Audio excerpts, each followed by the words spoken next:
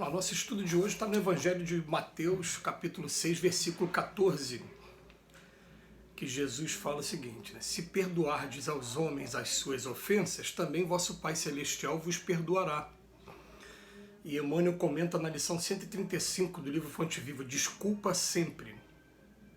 Por mais graves te pareçam as faltas do próximo, não te detenhas na reprovação. Condenar é cristalizar as trevas, opondo barreiras ao serviço da luz. Procura nas vítimas da maldade algum bem com que possa soerguê-las, assim como a vida opera o milagre do reverdecimento nas árvores aparentemente mortas. Antes de tudo, lembra quão difícil é julgar as decisões de criaturas em experiências que divergem da nossa. Como refletir apropriando-nos da consciência alheia e como sentir a realidade usando um coração que não nos pertence. Se o mundo hoje grita alarmado em derredor dos teus passos, faze silêncio e espera. A observação justa é impraticável quando a neblina nos cerca. Amanhã, quando o equilíbrio for restaurado, conseguirás suficiente clareza para que a sombra te não altere o entendimento. Além disso, nos problemas de crítica, não te suponhas isento dela. Através da nociva complacência para contigo mesmo, não percebe quantas vezes te mostra menos simpáticos ou semelhantes. Se há quem nos ame as qualidades louváveis, há quem nos destaque as cicatrizes e os defeitos. Se há quem ajude exaltando-nos o porvir luminoso, há quem nos perturbe constrangendo-nos a revisão do passado escuro. Usa, pois, a bondade e a desculpa incessantemente. Ensina-nos a boa nova que o amor cobre a multidão de pecados. Quem perdoa esquecendo o mal e avivando o bem, recebe do Pai Celestial na simpatia e na cooperação do próximo o alvará da libertação de si mesmo, habilitando-se a sublimes renovações. Quando a gente começa a estudar a doutrina espírita traz a informação para a gente de que somos todos espíritos em evolução, estamos aqui na carne e estamos em um mundo que não existe perfeição. Todo mundo que está aqui ainda tem algum problema com o Evangelho de Jesus, ainda deixa de praticar alguma coisa, ainda tem falhas. Então, fatalmente, a gente vai chegar a um ponto que a gente reconhece que a gente precisa tanto de perdão para as nossas ofensas e de indulgência com os nossos defeitos, tanto para o passado como para o presente, que a gente começa a descobrir que é perda de tempo você alimentar esse sentimento, esse julgamento de não perdoar o próximo. É claro assim, não perdoar não significa, ou melhor, perdoar não significa que eu concordo com o que ele faz. Eu continuo não concordando com o que ele faz. Mas naquele momento eu vou começar a pensar assim, peraí, todo mundo que está aqui na Terra tem problema, eu também tenho problema. Né, uma frase que eu gosto de usar muito, né, aquela frase, a gente tem costume de criticar o outro porque o pecado dele é diferente do meu, mas todo mundo tem aqui na Terra, a gente precisa de indulgência e de perdão o tempo todo.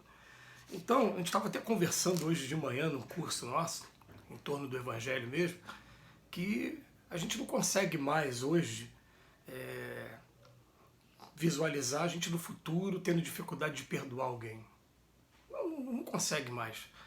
Porque enquanto a gente está vivendo aquele momento que a neblina está ao redor da gente, como diz aqui o Emmanuel, a gente fica difícil a gente falar qualquer palavra com equilíbrio. Mas depois que a gente sai daquele momento e olha para o fato de cima, de fora, como se eu tivesse sido apenas um personagem naquele fato, você começa a reconhecer quem foi que errou, quem foi que acertou, e falar assim, ó, foi um episódio infeliz, mas assim como eu preciso de perdão também, para minhas atitudes, esse companheiro também precisa de perdão. Então, vamos botar uma coisa na cabeça, né? Você não perdoar é você estar levando problemas, inclusive, para a tua vida espiritual, para o plano espiritual.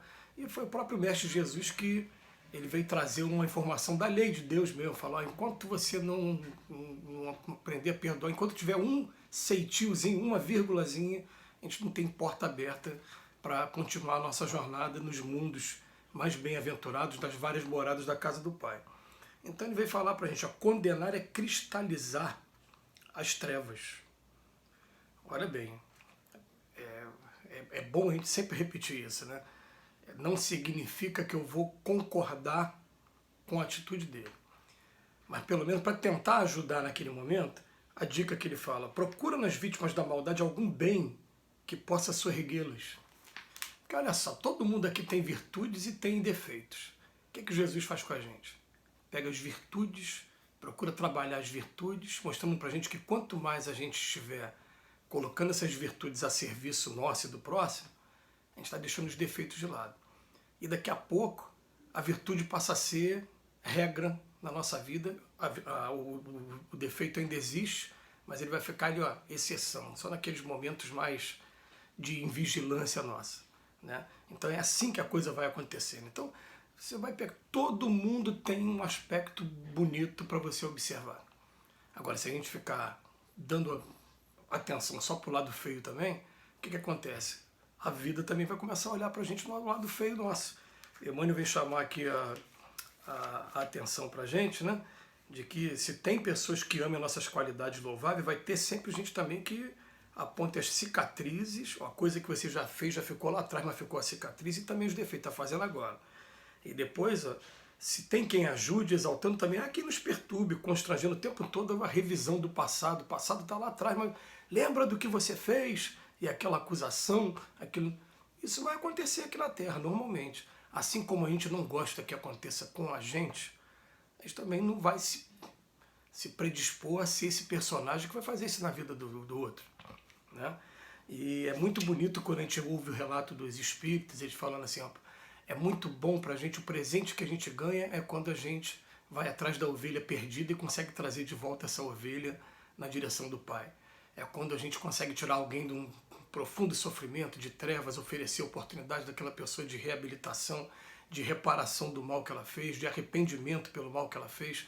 Não existe coisa melhor do que isso. Então o que acontece? Ele vem falar, antes de tudo, uma coisa chamada empatia, né? Lembra o quão difícil é julgar a decisão das criaturas em experiências que divergem da nossa. A experiência dele é completamente diferente da minha. Ele não teve a mesma formação familiar, não teve a mesma formação cultural, ele tem uma maneira diferente de julgar alguns aspectos. Então, calma, né? Vamos respeitar, vamos pensar assim, um dia eu também já fui assim, e até mesmo reconhecer que em outras coisas eu ainda sou assim. Na Terra nós somos assim, não tem jeito. Por isso que a gente precisa muito de aprender a perdoar e aprender também auto-perdão também. Tem gente que não se perdoa de jeito nenhum, eu fiz aquilo, enfim, né? Então ele vem falar pra gente aqui, né, a observação justa é impraticável quando a neblina nos cerca. Já viu como é que a mãe faz com o pai? Com o filho, aliás? Quando o filho comete algum equívoco, ela vai proteger primeiro a ele em relação ao mundo de fora.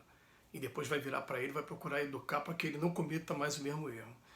O dia que a gente conseguir fazer isso com as pessoas, está fazendo comigo. Mas eu vou procurar agora proteger de alguma maneira, e daqui a pouco, quando tiver uma oportunidade, com mais calma, já tendo passado toda essa fase, principalmente quando a adrenalina está no sangue ainda, quando você está com a palavra aqui, ó, você acha que vai falar coisa, então é melhor não falar nada, é melhor procurar um outro lugar, desabafa com outra pessoa, faz bem, e às vezes só você falar, você já coloca para fora e já não fica mais com aquele peso dentro do peito. Né? A gente vê que terapias funcionam por conta disso. É o momento que a pessoa tem só de nem resolver o problema, mas botou para fora, ela fica leve, ela fica solta e ela fica mais preparada para a vida. Então, ele vem chamar a atenção o tempo todo para a gente, Emmanuel. Fala uma frase bonita aqui também, né? Através da nociva complacência para contigo mesmo, a gente não percebe, a gente fica sendo complacente com a gente o tempo todo. Com o outro a gente é rigoroso, mas comigo não. Comigo tudo tem justificativo. E eu acabo não percebendo quantas vezes eu me mostro menos simpático aos meus semelhantes. Então calma, vamos começar a pensar assim, o perdão, ele é salutar. É claro que vai ter perdão desse tamanho, vai ter perdão desse tamanho, dependendo daquilo que a gente considera importante que esteja sendo violado, esteja sendo vilipendiado por alguém, tá? Mas a gente vai começar a pensar assim, eu perdoando, estou fazendo bem a mim em primeiro lugar. Aliás, a pessoa que não perdoa, como aquela pessoa é doente.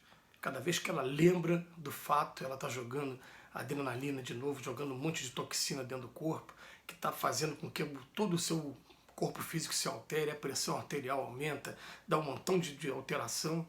E às vezes a pessoa nem sabe, né, que você está chateado, mas você está fazendo esse mal toda vez que pensa naquilo. Então vamos aprender a perdoar, porque acima de tudo, Perdão é um ato de inteligência.